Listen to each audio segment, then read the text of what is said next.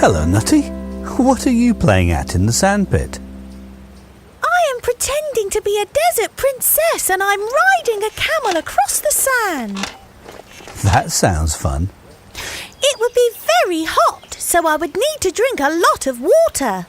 Well, it would depend on what kind of desert you were in, Nutty. What do you mean? Well, deserts can be hot and cold. For somewhere to be called a desert, it simply means that there is hardly any rain.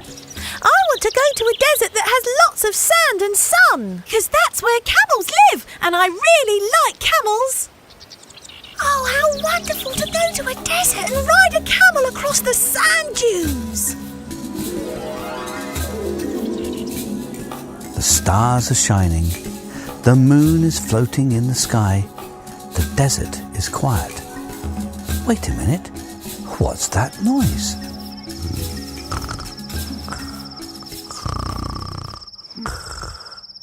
It sounds like someone is sawing some wood. Let's wait until the morning and see who it is.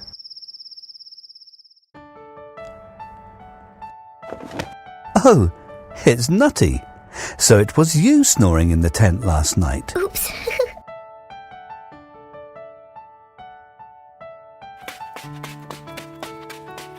Oh, I could make the biggest sandcastle in the world with all this sand. You're right, Nutty. It is very sandy, as well as being dry and hot in this desert.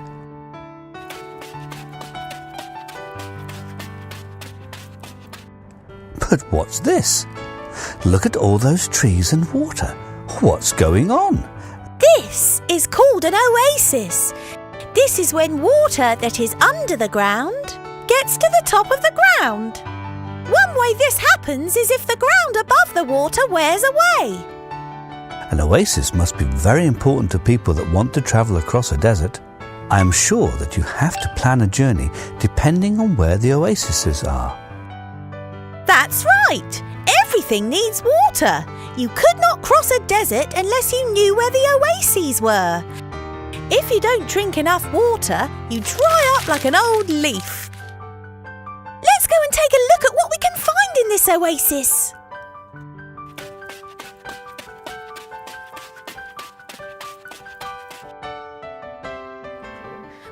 Wow!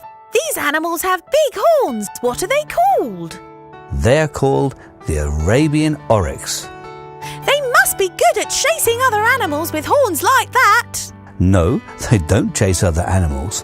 They only eat plants, and they can live for several weeks without drinking water, because the plants have water in them. I thought only camels could do that.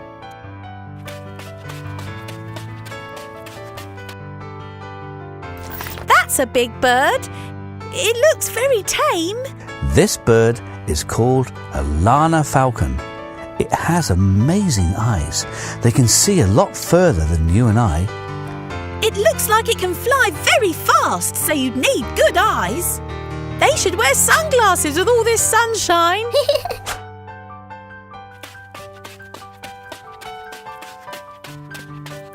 Look at these two trees close together. This is a peach tree, but I don't know what the other one is. Yes, you are right. That's a peach tree. Look at that lovely fruit. They plant it next to this date palm, so it gets shade from the sun. The date palm grows a fruit called a date. This is a very important food in this part of the world. What a beautiful horse! Is this called an Arabian horse? It looks quite small. Yes, it's an Arabian horse, and though it is small, it has very strong bones and can carry a heavy rider. Oh, can I ride the horse? Please, please, please! I thought you wanted to ride a camel across the desert, Nutty. Oh yes, I almost forgot. I have learned learnt how to say hello in Arabic. That's the name for how they talk here. Mahaba. Mahaba.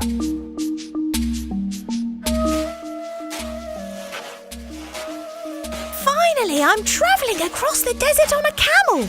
It's very bumpy, but I can see a long way as camels are so tall. Look at me! I'm a princess riding across the desert. Ta-da!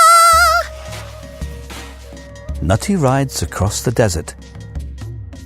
She sees a scorpion on the sand, some vulture birds in the air, a desert hare, and a genie made from wind and sand floating in the air.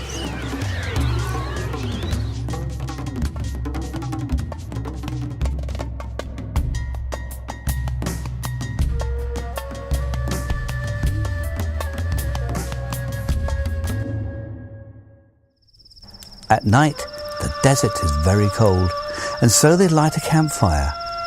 Underneath the floating moon and the shining stars, they listen to the sound of someone playing a neigh, filling the sky with music. Good night, Nutty. Have a great day tomorrow. Night, night. It's so beautiful out in the desert.